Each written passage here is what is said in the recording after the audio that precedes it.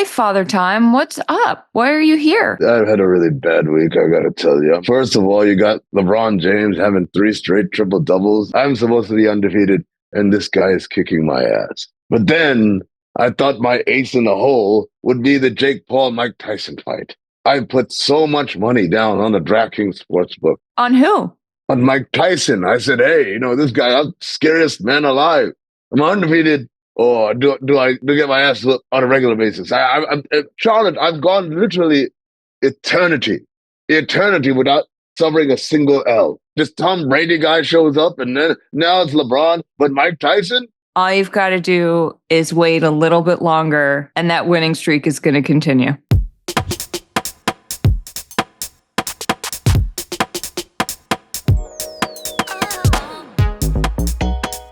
Welcome to Oddball. Amin, it's good to see you, but you missed Father Time. He stopped by earlier. Oh, yeah? What was he talking about? So I couldn't fully make him out because the beard covers his mouth in a weird way. It was something about how Amin Elhassan's really old. I couldn't fully hear it. That doesn't sound like Father Time. I'm not old. I've got plenty left in the tank. Kind of like inside the NBA. Nice segue. Yes, everybody's favorite pre-halftime and post-game show is going to continue on ABC and ESPN as part of TNT and the NBA's settlement. This is sort of an unprecedented, if you will, arrangement. I mean, I'm not surprised though that Shaq, Kenny, Chuck, and Ernie are going to be staying together. It felt to me like that was too valuable of a proposition to the NBA and any network that could get them to break them apart. Yeah, no, I'm shocked because of the way it happened. So first of all, for those that don't know, right, the NBA TV rights deals were done this past, a few months ago, whatever. And in it, ESPN retains their share of the pie, but Turner, TNT Sports lost out to NBC's bid for the terrestrial broadcast rights, and then a new Amazon digital package that is coming in as well. Warner Brothers Discovery, that owns TNT Sports, was like, whoa, hold on, we have the right to match. And we choose to match the Amazon package because that one was cheaper. NBA said you don't get to pick and choose based on the price. You have to be able to deliver what they deliver in terms of infrastructure and all that. And Turner would not, in the NBA's estimation. Turner said, hey, we're going to court. So there was a lawsuit saying there was a breach of contract. They were not allowed to match. So that's what brought us to this place where there's a settlement. Here's where it gets weird. The settlement includes things like, oh, your broadcast territories internationally. That's fine.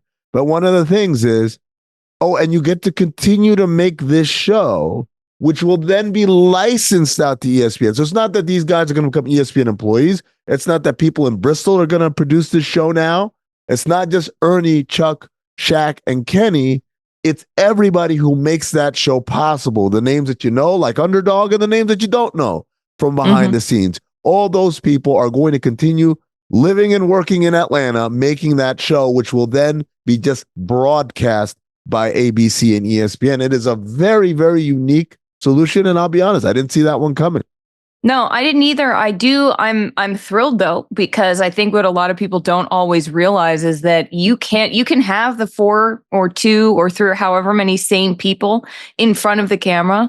But if you don't have a production team that understands that and understands them and knows how to build the show with them and tell them what bits they're going to do, the whole thing can fall apart. The behind the scenes is probably more important than what's in front of the camera.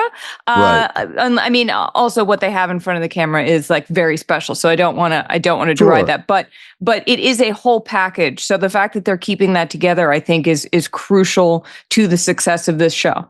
Well, Charlotte, like to take people behind the scenes. I worked at ESPN for 8 years, right? And I was on the NBA side. And I know the conversations that were being had was constantly like, how do we get our inside the NBA? Not how do we get a great post-game or halftime show or whatever. Not like in generic terms. Specifically, we want to do what inside the NBA does. The problem is, for lack of a better word, they Bristol it up, right? Like Bristol, Connecticut is the headquarters, and they're very hands-on, and they only know how to make shows the ESPN way. So anytime you get anything that's outside the box or not quite conventional, they don't know how to handle it. And Inside the NBA is a very unconventional sports show. So my fear was they were going to say, sure, we'll give Charles and Shaq and the rest of those guys millions and millions of dollars, and they'll just do the show here, but we'll produce it. And what will happen is like, okay, guys, we love what you're doing. Cool. 30 seconds in, though, we have to go to commercial break because we got to pay the bills. Like, what? We don't do that on Inside. Well, this is how we do it in Bristol. And hey, by the way, that joke you guys were making right there, it's a little, makes the people uncomfortable. Can we not do that kind of joke? All that meddling, to what your point is, Charlotte, is how you ruin the pasta sauce in essence. And so the idea that it is not being handled in any way by the people in Bristol other than just to receive and hit play or hit broadcast, that is great news for any NBA fan. Yes, definitely. I'm thrilled. I think it's going to be really fun that this is going to keep going. I mean, we have to talk about something else that was really fun for me personally was Jayson Tatum's game winner to beat the Raptors. You mean his fraud? Okay. Sure. That was enjoyable for you? Look, I'm going to be honest. So, okay, the last 2-minute report came out after the Celtics beat the Raptors in overtime, 126-123. And Tatum traveled. The last 2-minute report for the Raptors versus Celtics, there was a 3-second violation on Pirtle with 26 seconds left in the fourth. Tatum fouled Pirtle on a spin move with 24 seconds left in the fourth. Davion Mitchell fouled Jaylen Brown. We all saw that. I mean, Brown fell down, but it was pretty clear something happened there. And then Tatum traveled on the game winner. I mean, I was really just too busy being excited that Jayson Tatum was clutch in that game to realize that he traveled. And look, Davion Mitchell fouled Brown. Let's just call it a wash, right? It's not like the Raptors would have had a chance to win the game if that had happened. Well, I mean, that list also has Tatum fouling Jakob Poeltl, so that doesn't work. Also, this is my, I did NBA radio yesterday. We're reacting to the game the night before, and so they give us a sheet. These are all the sounds. And one of the sounds is Mazzulla on the game winner. I said, all right, so let's play Joe Mazzulla on the game winner. And I'm thinking he's going to say, wow, Tatum really came up clutch or whatever. And he starts to give this answer. Do we have that answer? Can we play that right now? It was just one of our normal plays. We were just in a unique spot where there was 20 seconds left and you want to get a shot, and I just didn't want to dribble around and keep the defense static. So advancing it wasted some time, and then just running one of the actions that kind of gets some movement and has multiple options to it. So I thought it was executed well by the guys, and it was a great shot by Jayson. That's exactly what he did, though.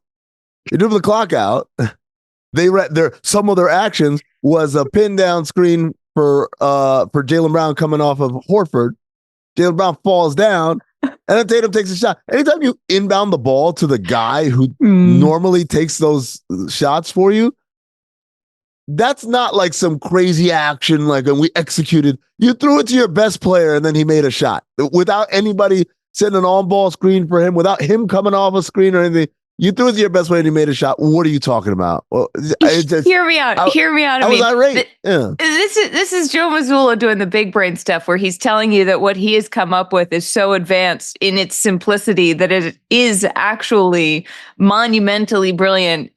This is what we've come to expect from Crazy Joe Mazzulla. I do real quick. I mean, hold on. Might I add that this disease is spreading because Charles Lee, who's the head coach of the Charlotte Hornets, who used to be on Mazzulla's staff in Boston, after their big win against Milwaukee, he talked about the stop they had on Giannis at the end. He talked about Connaughton hitting high quadrant threes, and Giannis, they got good shift activity against Giannis. And I was just like, shut the up, man. Like, look, I respect you as a coach, Coach Lee. I think you're a great coach. But this insistence on introducing jargon to make it sound smart, you don't have to take it from me. Take it from the old ball coach himself, Larry Brown. Anything that's other than just standard basketball terminology, you're just trying to make things sound more complicated. But I mean, that's sports. That's talking about sports. You got to make it sound like rocket science. I do want to talk about the Raptors for a second. They have seemingly perfected the competitive loss. I mean, they're 2-12. They're at the bottom of the East. but it feels like they've been in a lot of these games that they've lost. Like I feel like I keep turning on NBA games and being like, are the Raptors good? But then you look at the standings and you're like, no. They took the Nuggets and the Celtics to overtime this season. Grady Dick does seem to have made some strides as a shot maker. RJ Barrett still kind of doing RJ Barrett things. He's but killing. He's having a great year. He is.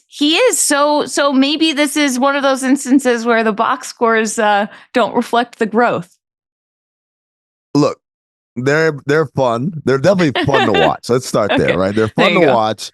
And by the way, a lot of these games that they've been playing in and being in close and losing is without Scotty Barnes, who's arguably their best player. Right. So, and Bruce Brown's been out. And Bruce Brown has been out as well. So take that all like in context. So that's the glass half full. Glass half empty. They're still, by net rating, getting their ass whooped. They're losing games by almost 7 points per 100 possessions. That's bottom 5 in the league. This is not a good team, but they are a fun team. They are a fun team to watch. And it's one of those things where you wonder how much of this is going to benefit them down the line, right? How much of RJ Barrett kind of realizing a level of play that people expected of him when he was a top 3 draft pick 5 years ago, right? Yeah. How much is Grady Dick like finding himself and being good? How much is all this going to pay dividends down the road when they're a little bit older, a little bit more seasoned and mature? I think that's what it's about. And I think Coach Darko deserves a lot of credit as well, because I think they run some fun stuff. They're a good team. I mean, they're a well-coached team. I can't call them a good team, though. They're a bad good team. Or good bad team. They're a good bad team. There you go. There we go. All right, we got there. All right. So moving from good bad teams to good teams.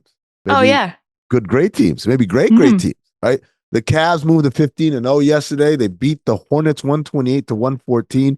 It was a seesaw battle, and then they just turned it on in the fourth quarter. They're now 15-0 to start the season. Charlotte, one more win, and they'll be 16-0, and they'll be only the second team to do that, and they'll have second place all to themselves.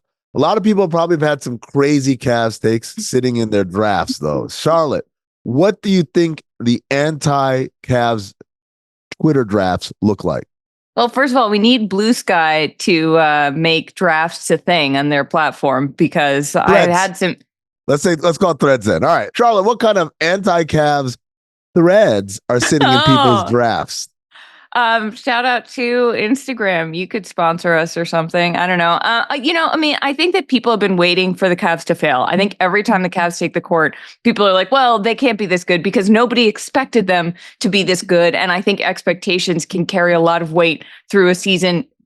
Doesn't matter how phenomenally the team is playing. I think some people, the top thing you could say, which is true, is this is a historically weak Eastern Conference. The Eastern Conference sucks. I mean, except for my Celtics, except for, I'm not going to do that. Anyway, you could also say that the Cavs have been staggering their players who have redundant skill sets, and that that won't work in the playoffs when everyone plays more minutes, etc. You could also say, no wing stoppers to contend with Tatum and Brown.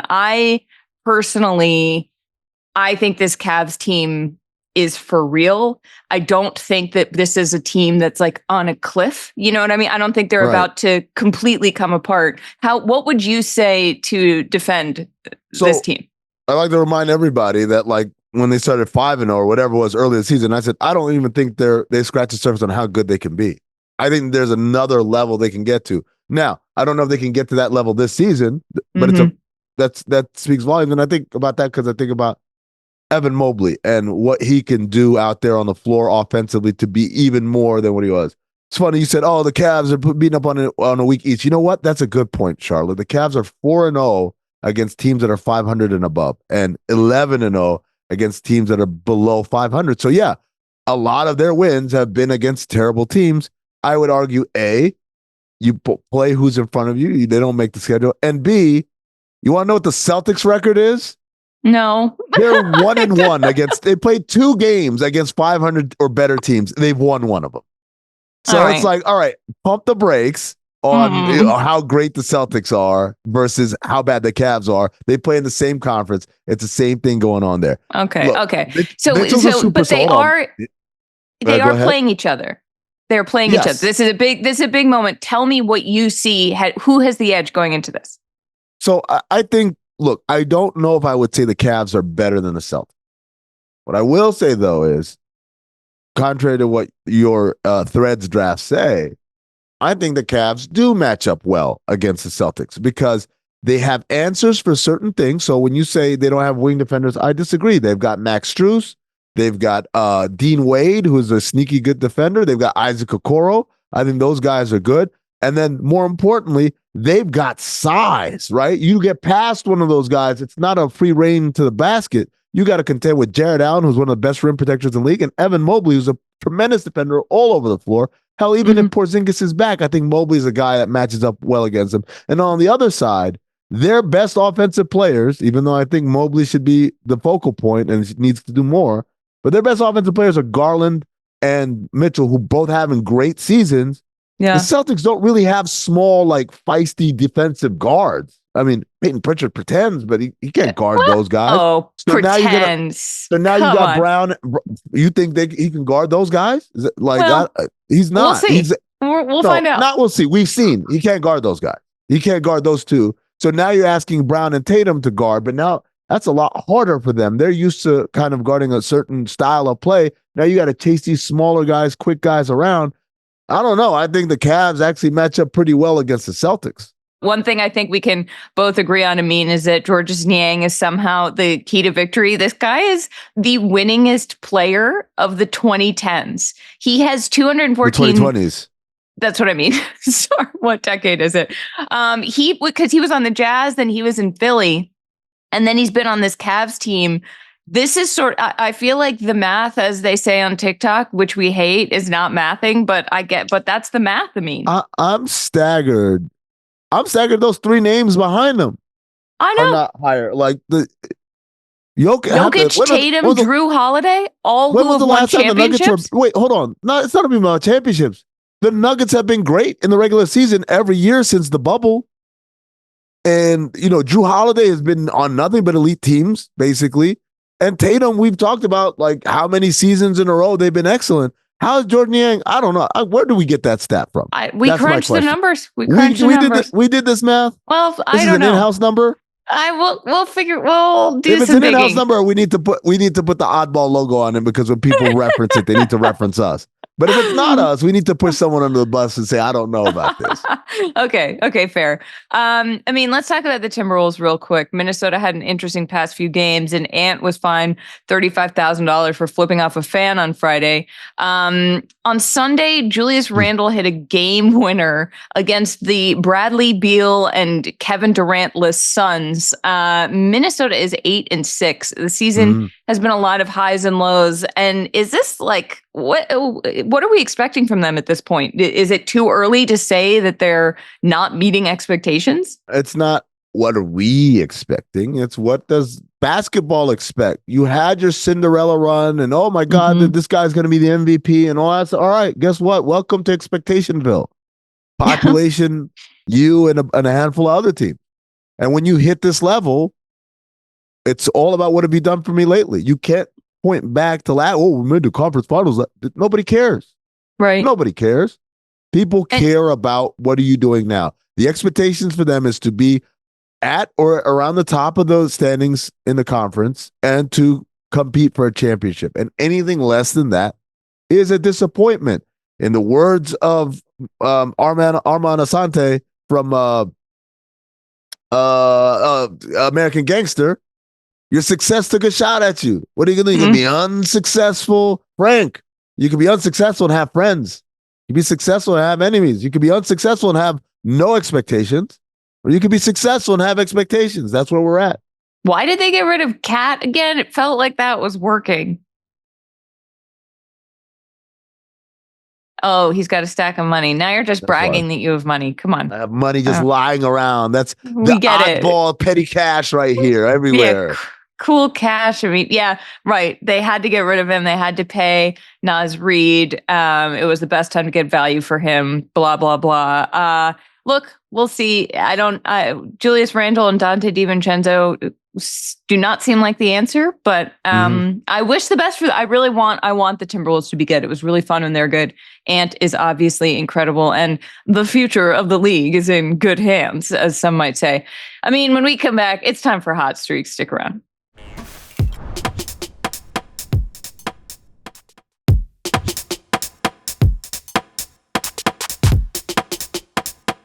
Welcome back to Oddball. Amin, it's time for Hot Streak. Hot Streak is presented by DraftKings. Stay tuned because you'll hear more about DraftKings and all it has to offer throughout the show. DraftKings, the crown is yours. Hell yeah. Thank you. Last week, Amin, we chose the Warriors to beat the Mavs by more than 2, and they won by 3. We have a bet to start our streak. We have a hot streak. We have one bet. We don't have a streak. It's not a streak when you do one. Streak is when you have 2 or more. So now we can start a streak. We can start to have a streak, but we do not have a streak. I want to go a lot safer here. I want to take all the risk out of this. Look, Grizzlies versus Nuggets. Grizzlies are 4-point favorites. Here's the deal.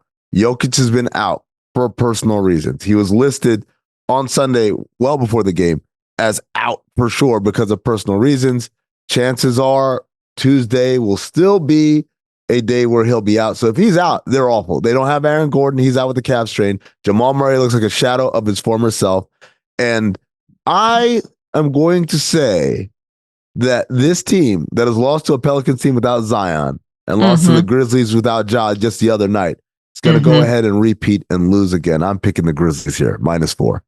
Okay. I feel good about that. Unless Jokic plays. So I'm going to do something here. I mean, this is our show. We make the rules here. Because if Jokic plays, I'm not betting against him. All the analysis goes out the window. The whole point of this is Jokic hasn't been playing. Yeah. Exactly. So let's cover our butts. Let's do say the Mavs are -10.5 against the Pelicans, and the Mavs are a better team, I think, than their 7-7 record would suggest. Right. They've lost 4 of those games by a single possession. Yes. They just beat the Thunder without Luka, 121-119. And before we get to, I want to talk about Luka real quick here because this season, the Mavs have been 1-4 in games decided by 3 points or less. As we talked about last year, they were 5-2, but they just won without Luka.